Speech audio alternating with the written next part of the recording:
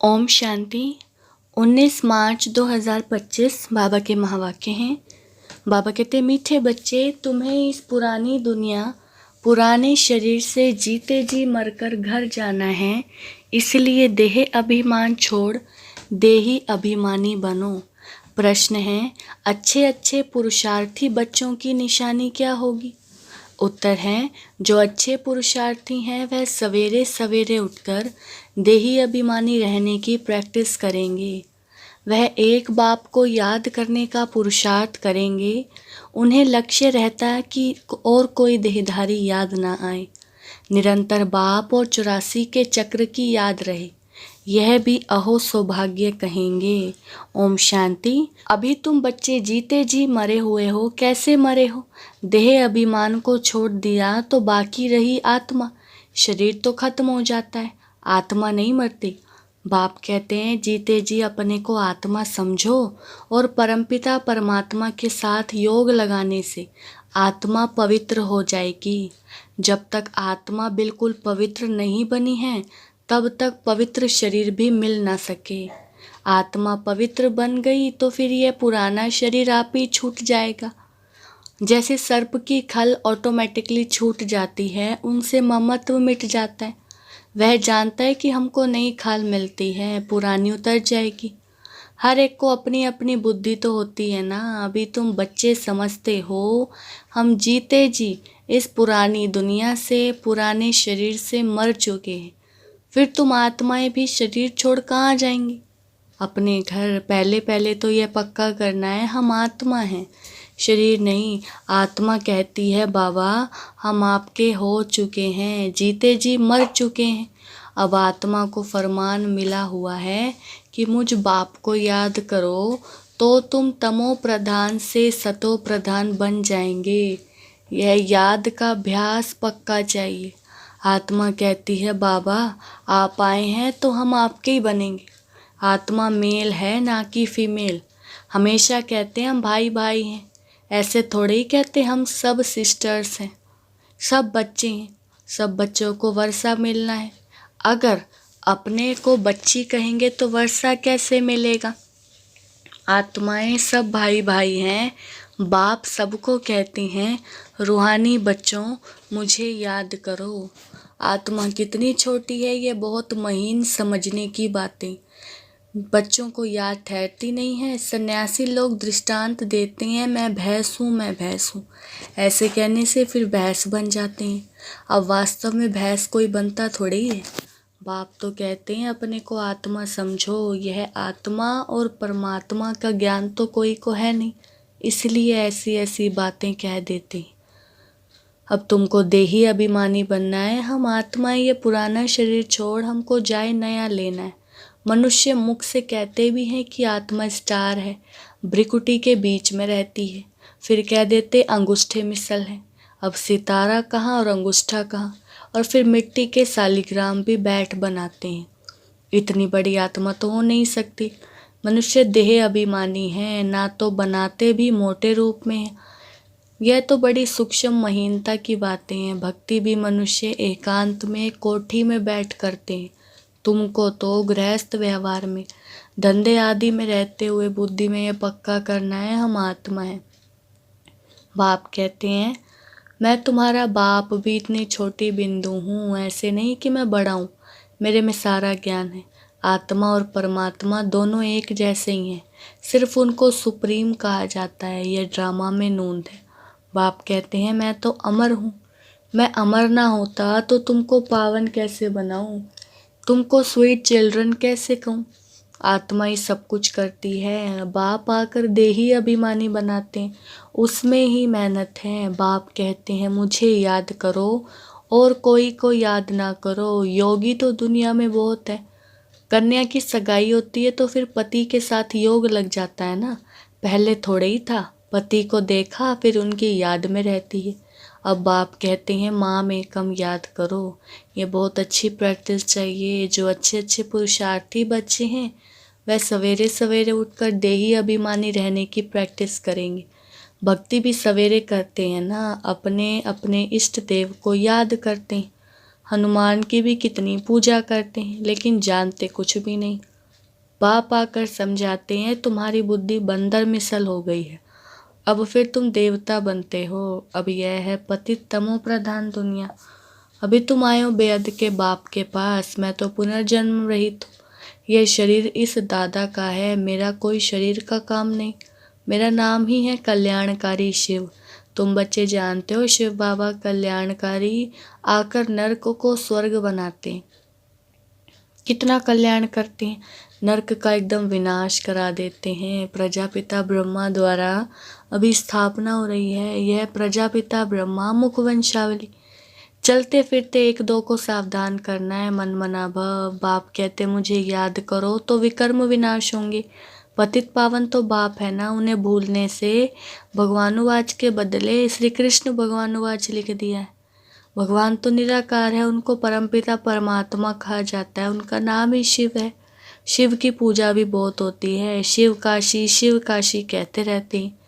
भक्ति मार्ग में अनेक प्रकार के नाम रख दिए हैं, कमाई के लिए अनेक मंदिर बनाए हैं।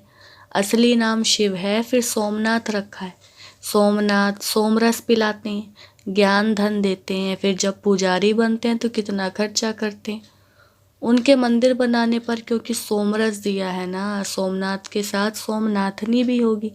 यथा राजा रानी तथा प्रजा, सब सोमनाथ सोमनाथिनी है। तुम सोनी दुनिया में जाते हो, वहाँ सोने की ईंटें होती हैं, नहीं तो दीवारें आदि कैसे बने। बहुत सोना होता है, इसलिए उसको सोने की दुनिया कहा जाता है। यह है लोहे पत्थरों की दुनिया। स्वर्ग का नाम सुनकर ही मुख पानी हो जाता है। विष्णु के दो रूप लक्ष्मी नारायण अलग अलग बनेंगे ना। तुम विष्णुपुरी के मालिक बनते हो, भी तुम हो रावणपुरी में। तो बाप कहते हैं सिर्फ अपने को आत्मा समझ मुझ बाप को याद करो। बाप भी परम धाम में रहते हैं, तुम आत्माएं भी परम धाम में रहती हो। बाप कहते हैं तुमको कोई तकलीफ नहीं देता हूँ, बहुत सहज है। बाकी ये रावण दुश्मन तुम्हारे सामने खड़ा है, ये विघ्न डालते हैं। ज्ञान में विघ्न नहीं पड़ते, विघ्न पड़ते हैं याद में। घड़ी घड़ी माया बुला देती है याद, देह अभिमान में ले आती है। बाप को याद करने नहीं देती, यह युद्ध चलती है। बाप कहते हैं तुम कर्मयोगी तो हो ही, अच्छा दिन में याद नहीं कर सकते हो तो रात को करो। रात का अभ्यास दिन में काम आएगा। निरंतर स्मृति रहे।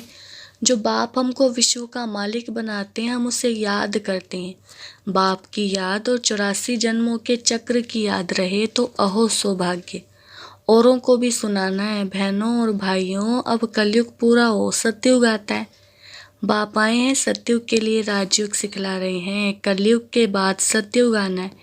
एक बाप के सिवाय और कोई को याद नहीं करना है। वानप्रस्थी जो होते हैं वह सन्यासियों का जायज संग करते हैं। वानप्रस्थ वहाँ वाणी का काम नहीं है, आत्मा शांत रहती है, लीन तो हो नहीं सकती। ड्रामा से कोई भी एक्टर निकल नहीं सकता, यह भी बाप ने समझाया है।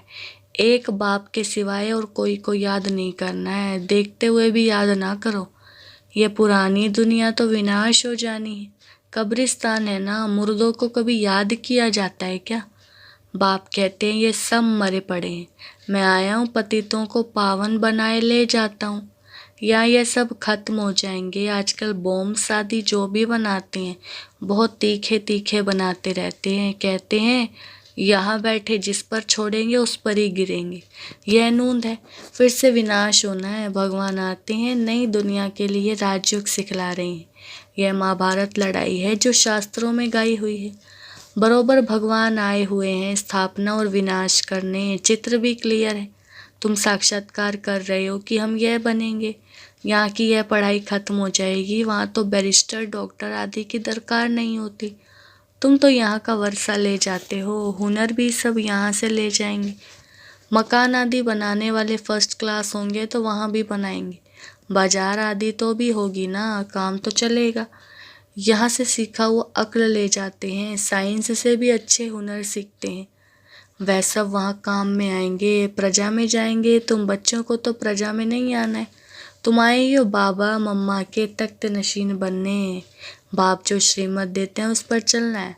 फर्स्ट क्लास श्रीमत तो एक ही देते हैं कि मुझे याद करो। कोई का भाग्य अनायास भी खुल जाता है, कोई कारण निमित्त बन पड़ता है। कुमारियों को भी बाबा कहते हैं शादी तो बर्बादी हो जाएगी, इस गटर में मत गिरो, क्या तुम बाप का नहीं मानेंगी? स्वर्ग की महारानी नहीं बनेंगी? अपने साथ प्रण करना चाहिए कि हम उस दुनिया में कभी नहीं जाएंगे, उस दुनिया को याद भी नहीं करेंगे। शमशान को कभी याद करते हैं क्या? यहाँ तो तुम कहते हो कहाँ यह शरीर छूटे तो हम अपने स्वर्ग में जाएं। अब 84 जन्म भी पूरे हुए, अब हम अपने घर जाते हैं। औरों को भी यही सुनाना है। यह भी समझते हो बाबा बिगर सत्युग की राजाई कोई दे नहीं सकते। इस रथ को भी कर्म भोग तो होता है ना। बाप दादा की भी आपस में कभी रूह रिहान चलती है। यह बाबा कहते हैं, बाबा आशीर्वाद कर दो, खांसी के लिए कोई दवाई करो या छू मंत्र से उड़ा दो। कहते हैं नहीं, यह तो भोग नहीं है, यह तुम्हारा रथ लेता हूँ, उसके एवज में तो देता ही हूँ, बाकी यह तो तुम्हारा हिसाब किताब है। अंत तक कुछ ना कुछ होता रहेगा। तुम्हें आशीर्वाद करूं तो सब पर करना पड़े। आज यह बच्ची यहाँ बैठी है, कल ट्रेन में एक्सीडेंट हो जाता है, मर पड़ती है। बाबा कहेंगे ड्रामा। ऐसे थोड़े ही कह सकते हैं कि बाबा ने पहले क्यों नहीं बताया। ऐसा कायदा नहीं है। मैं तो आता हूँ पतित से पावन बनाने, यह बतलाने थोड़े ही आया हूँ। यह हिसाब किताब तो तुमको अपना चुकतू करना है, इसमें आशीर्वाद की कोई बात नहीं। इसके लिए जाओ सन्यासियों के पास, बाबा तो एक ही बात बताते हैं। मुझे बुलाया इसलिए है कि हमको आकर नरक से स्वर्ग में ले जाओ। गाते भी हैं पतित पावन सीताराम, परंतु अर्थ उल्टा निकाल दिया है। फिर राम की बैठ महिमा करते रघुपति राघव राजा राम। बाप कहते हैं इस भक्ति मार्ग में तुमने कितने पैसे गंवाए हैं। एक गीत भी है ना, क्या कौतुक देखा। देवियों की मूर्ति बनाए, पूजा कर फिर समुद्र में डुबो देते। अब समझ में आता है कितने पैसे बर्बाद करते हैं। फिर भी यह होगा, सतयुग में तो ऐसा काम होता ही नहीं। सेकंड बाय सेकंड की नोंद है, कल्प बाद फिर यही बात रिपीट होगी। ड्रामा को बड़ा अच्छी रीति समझना चाहिए। अच्छा, कोई जास्ती नहीं याद कर सकते हैं तो बाप कहते हैं सिर्फ अल्फ और बे, बाप और बादशाही को याद करो। अंदर में यही धुन लगा दो कि हम आत्मा कैसे 84 का चक्र लगा कर आई हैं। चित्रों पर समझाओ, बहुत सहज है। यह है रूहानी बच्चों से रूह रिहान। बाप रूह रिहान करते ही हैं बच्चों से, और कोई से तो कर ना सके। बाप कहते हैं अपने को आत्मा समझो, आत्मा ही सब कुछ करती है। बाप याद दिलाते हैं कि तुमने 84 जन्म लिए हैं, मनुष्य ही बने। जैसे बाप ऑर्डिनेंस निकालते हैं कि विकार में नहीं जाना है, ऐसे यह भी ऑर्डिनेंस निकालते हैं कि किसको रोना नहीं है। सतयुग त्रेता में कभी कोई रोते नहीं, छोटे बच्चे भी नहीं रोते हैं। रोने का हुक्म नहीं, वह है ही हर्षित रहने की दुनिया। उसकी प्रैक्टिस सारी यहाँ ही करनी है। अच्छा, मीठे मीठे सिकिलदे बच्चों प्रति माता पिता बाप दादा का याद प्यार और गुड मॉर्निंग। रूहानी बाप की रूहानी बच्चों को नमस्ते। हम रूहानी बच्चों की रूहानी बाप दादा को नमस्ते नमस्ते, गुड मॉर्निंग। धारणा के लिए मुख्य सार। फर्स्ट पॉइंट है, बाप से आशीर्वाद मांगने के बजाय याद की यात्रा से अपना सब हिसाब किताब चुकतू करना है, पावन बनने का पुरुषार्थ करना है। इस ड्रामा को यथार्थ रीति समझना है। दूसरा पॉइंट है, इस पुरानी दुनिया को देखते हुए भी याद नहीं करना है, कर्म योगी बनना है। सदा हर्षित रहने का अभ्यास करना है, कभी भी रोना नहीं है। बाबा ने वरदान दिया है, प्रवृत्ति में रहते मेरेपन का त्याग करने वाले सच्चे ट्रस्टी माया जीत भव। वरदान का विस्तार है, जैसे गंदगी में कीड़े पैदा होते हैं, वैसे ही जब मेरापन आता है तो माया का जन्म होता है। माया जीत बनने का सहज तरीका है, स्वयं को सदा ट्रस्टी समझो। ब्रह्मा कुमार माना ट्रस्टी। ट्रस्टी की किसी में भी अटैचमेंट नहीं होती क्योंकि उनमें मेरापन नहीं होता। गृहस्थी समझेंगे तो माया आएगी और ट्रस्टी समझेंगे तो माया भाग जाएगी। इसलिए न्यारे होकर फिर प्रवृत्ति के कार्य में आओ तो माया प्रूफ रहेंगे। स्लोगन है, जहाँ अभिमान होता है वहाँ अपमान की फीलिंग जरूर आती है।